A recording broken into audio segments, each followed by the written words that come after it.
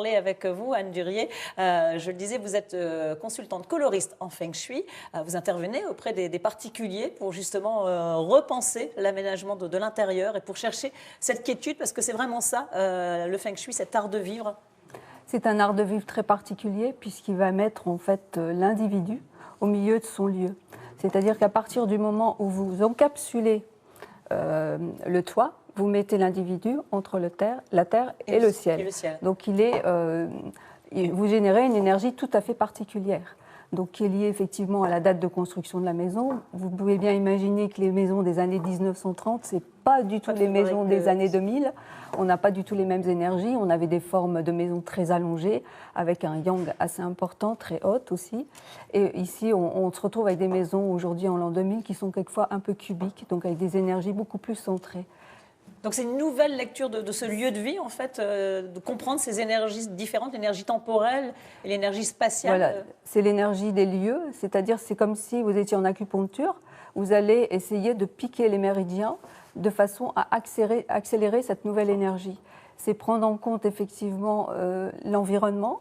On joue un petit peu l'épervier quand on arrive en Feng Shui. On se met au-dessus de la maison et on regarde en fait ce qui se passe. On observe.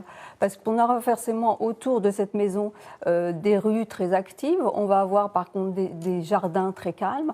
On peut avoir des églises, on peut avoir des écoles tout autour. Alors c'est ce que vous faites, hein, oui, effectivement, quand vous intervenez chez un particulier. On est allé tourner quelques images chez un particulier chez lequel vous avez participé à l'agencement sur le principe du Feng Shui. Vous allez commenter les images qu'on va voir.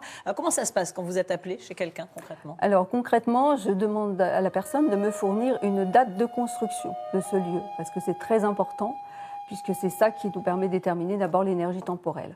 Ensuite, on va effectivement essayer de trouver la façade de ce lieu, c'est-à-dire la partie la plus activée.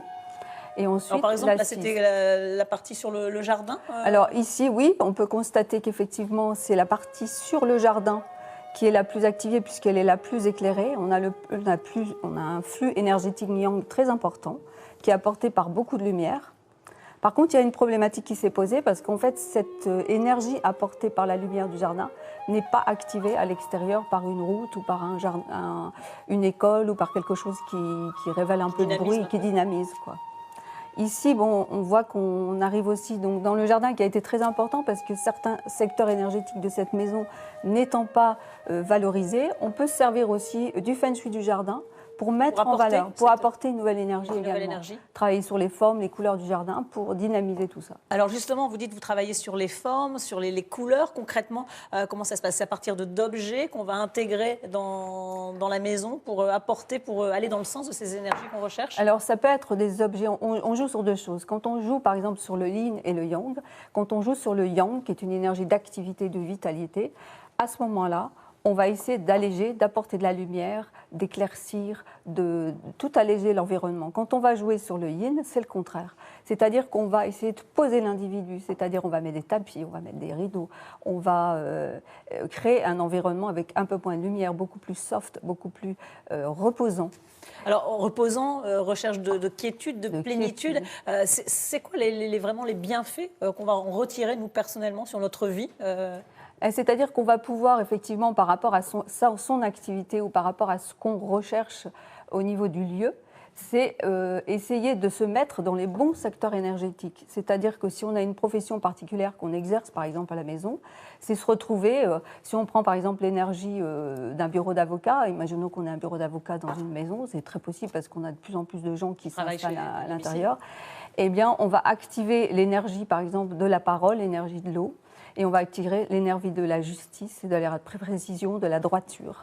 Par exemple, Anne-Sophie, qui est notre spécialiste météo, il faudrait développer quoi comme énergie chez elle? Alors, il faudrait développer, d'abord, vous êtes sur un plateau, vous êtes forcément en lumière, donc vous êtes sur une énergie feu, qui est essentielle. Et ensuite, vous êtes effectivement, vous nous parlez essentiellement, on va dire, de la nature aussi. Donc, vous nous parlez d'une énergie bois, de la créativité, de tous les métiers bio, etc., sont reliés à ces énergies bois. Alors, la couleur a également un rôle très important dans le Feng Shui. D'ailleurs, vous venez de sortir un ouvrage, La couleur, structure et audace, que vous avez écrit en collaboration avec Jacqueline Caron, une peintre. Expliquez-nous un petit peu justement au niveau des couleurs, ça va se traduire comment? En fait, les couleurs au niveau du Feng Shui, c'est très important parce qu'en fait, il faut arriver à ce qu'on ait un cheminement au niveau d'une maison. Il faut que la couleur s'enchaîne dans les pièces. Il ne faut pas qu'on ait de choc. Parce que ce qu'on constate très souvent, c'est qu'on a une très grande envie, en général, d'utiliser beaucoup de couleurs partout. Or, on sait en fait que l'œil est tout à fait capable, déjà, dès qu'on lui en donne une de couleur, de fabriquer la complémentaire. Vous fixez la transformer, en fait. Voilà, vous fixez un carré rouge pendant 2-3 minutes, vous verrez apparaître une couleur turquoise. Ça veut dire que déjà, quand on fournit une couleur, on en fournit une deuxième à l'œil. Et ensuite, ce qu'il faut trouver, c'est, si on veut mettre la couleur, il faut effectivement trouver un lien. C'est-à-dire que moi, je vais travailler essentiellement, en fait, pas sur forcément des gammes chromatiques standards. Je vais fabriquer les couleurs de façon à ce que je puisse les relier entre elles. C'est par exemple, je vais prendre plusieurs couleurs et je vais insérer une troisième couleur de façon à ce qu'elle soit une couleur qui soit un fil conducteur dans la maison. On va la mélanger et à ce moment-là, on va avoir un fil conducteur dans cette maison. Et en général, on part de la couleur, d'une couleur qu'on affectionne particulièrement. On peut partir des couleurs qu'on affectionne particulièrement. On peut aussi partir des contraintes du lieu.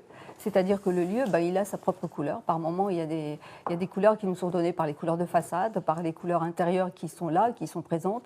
Et je veux dire, l'individu n'a pas forcément envie de tout transformer son lieu. Il n'a pas forcément les moyens. On s'adapte déjà aux couleurs. Voilà, donc on va déjà faire ce relevé très particulier des couleurs. Anne-Sophie, dans votre maison tournante vers le soleil, c'est quoi la couleur? Ce serait quoi la couleur prédominante? Je vous avoue que cette maison, je l'ai dessinée lorsque j'avais 5 ans. Donc vous voyez, ça fait très longtemps. Ah c'est la maison de mes rêves. Et non, c'est dans hier, mes rêves, elle était blanche. Bon, alors une maison toute blanche pour Anne-Sophie. Merci beaucoup Anne Durier. Je rappelle votre ouvrage La couleur, structure et audace, écrit avec la peintre Jacqueline Caron. Merci d'être venue sur notre plateau. Merci On va beaucoup, tout de suite nous aller retrouver